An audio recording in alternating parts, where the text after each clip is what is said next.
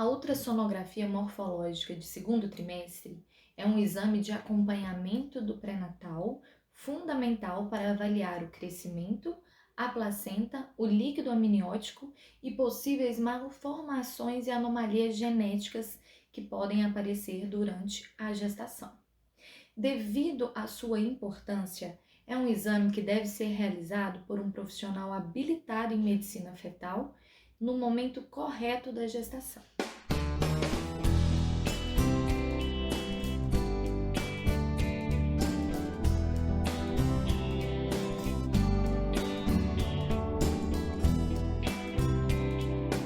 É um exame que deve ser realizado em todas as gestações, independentemente se tratar de uma gestação de alto ou de baixo risco.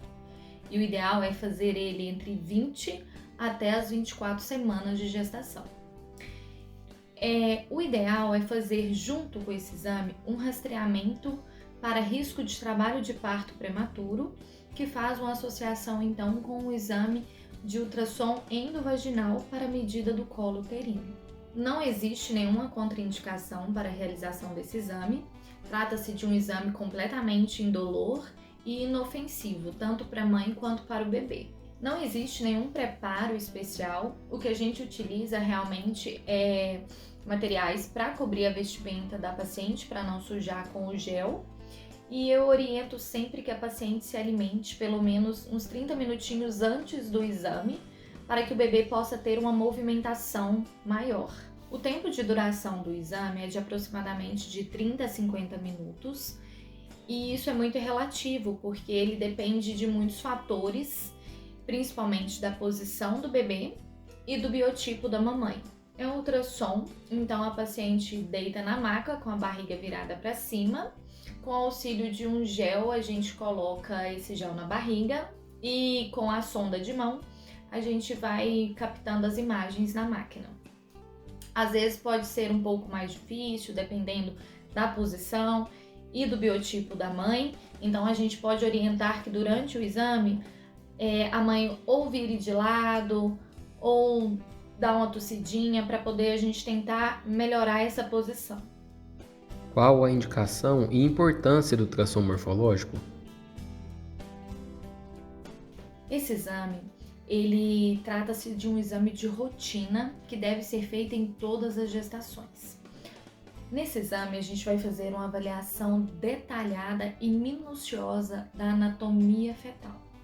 Então, para que esse exame seja realizado com tranquilidade, o ideal é fazer entre 20 a 24 semanas, ter um examinador experiente. A gente precisa também que esse exame seja realizado com um especialista em medicina fetal, que tenha conhecimento prévio sobre essa embriologia e anatomia fetal e que tenha conhecimento sobre as variações da normalidade.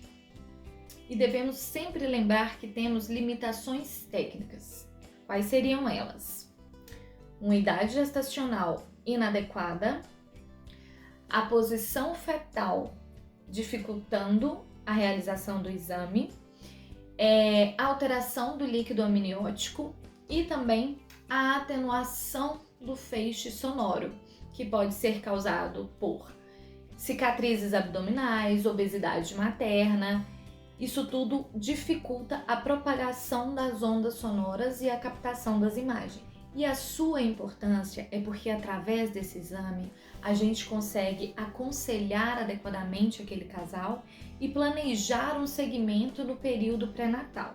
Inclusive planejar se aquele neném pode nascer em uma unidade de hospitalar de risco habitual ou se ele precisa de alguma transferência em que será necessário fazer algum procedimento assim que nascido.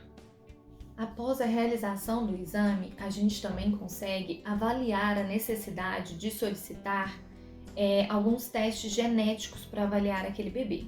Então a gente consegue avaliar se tem necessidade de realizar o cariótipo fetal, o microarray, teste não invasivo de células free do DNA fetal, testes sorológicos, a fim de planejar uma assistência e um cuidado melhor para esse bebê. Como eu disse, avaliar se aquele neném tem a necessidade de nascer em uma unidade especializada ou se é um neném que a gente consegue continuar o acompanhamento em um pré-natal de risco habitual. O que dá para descobrir com o ultrassom morfológico? Com o ultrassom morfológico, a gente pode descobrir inúmeras alterações e inúmeras malformações fetais. Mas citando algumas, a gente pode descobrir a espinha bífida, a anencefalia, a hidrocefalia, a microcefalia. Podemos descobrir também complicações renais, hérnia diafragmática e também alterações cardíacas. O principal objetivo do ultrassom morfológico é fornecer algumas informações para a gente melhorar a nossa prestação de serviço no pré-natal e no acompanhamento da mãe e do bebê. Como eu disse, é nos ajudar, nos nortear para que aquele bebê e aquela mãe tenham a melhor assistência possível, inclusive de assistência ao parto.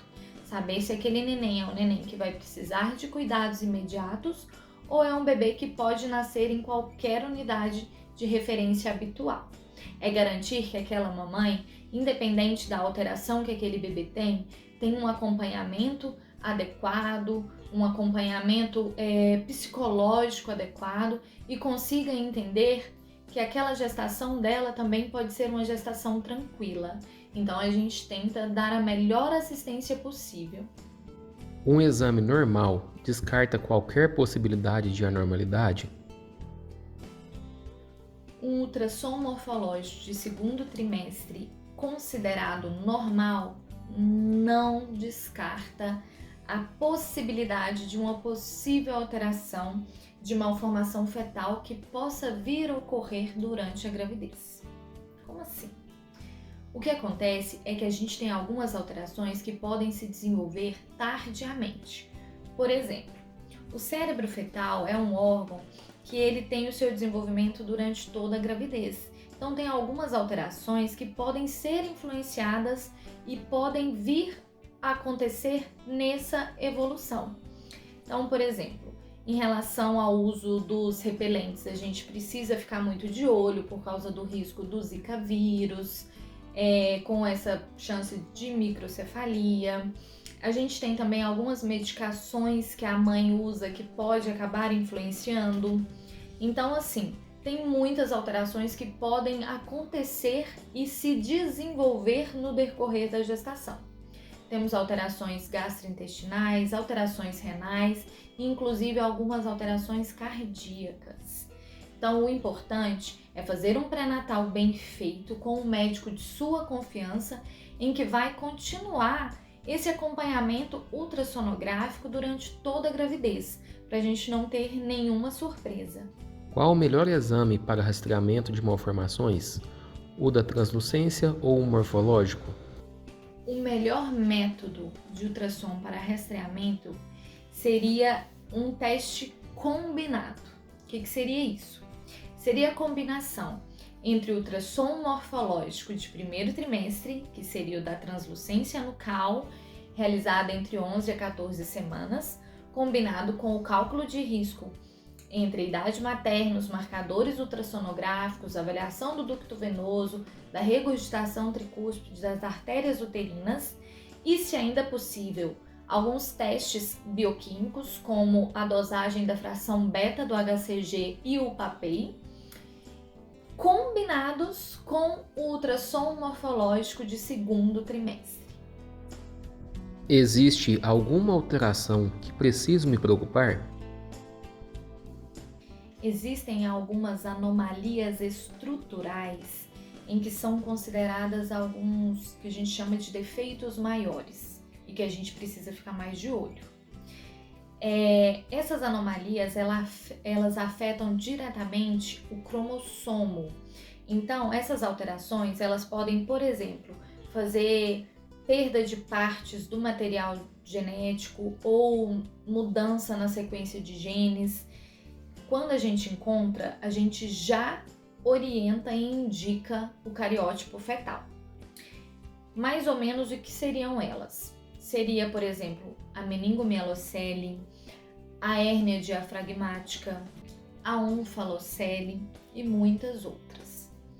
E a gente tem também o que a gente fala que seriam os defeitos menores, são marcadores menores, que a possibilidade de alguma alteração maior vai depender da quantidade de marcadores menores encontrados e de qual marcador menor foi encontrado. A gente tem, por exemplo, o osso do nariz pequeno, que seria o osso do nariz hipoplásico, que a gente fala, o fêmur curto, o húmero curto, o golf ball, a artéria umbilical única. Então, esses marcadores vai depender de quais foram encontrados e quantos foram encontrados. Bom, espero ter ajudado vocês e sanado algumas dúvidas e que vocês tenham compreendido a importância da realização desse rastreamento morfológico de segundo trimestre, principalmente quando combinado com o rastreamento morfológico de primeiro trimestre. Entendido que é fundamental esse rastreamento para a gente proporcionar um acompanhamento melhor daquele bebê, um aconselhamento daquele casal para receber esse bebê que pode principalmente precisar de alguns cuidados especiais. Espero que tenham gostado. Se vocês gostaram, dê um like aqui pra gente, compartilhem, fiquem ligadinhos que daqui uns dias tem mais videozinhos para vocês. Um beijo, gente, fiquem com Deus!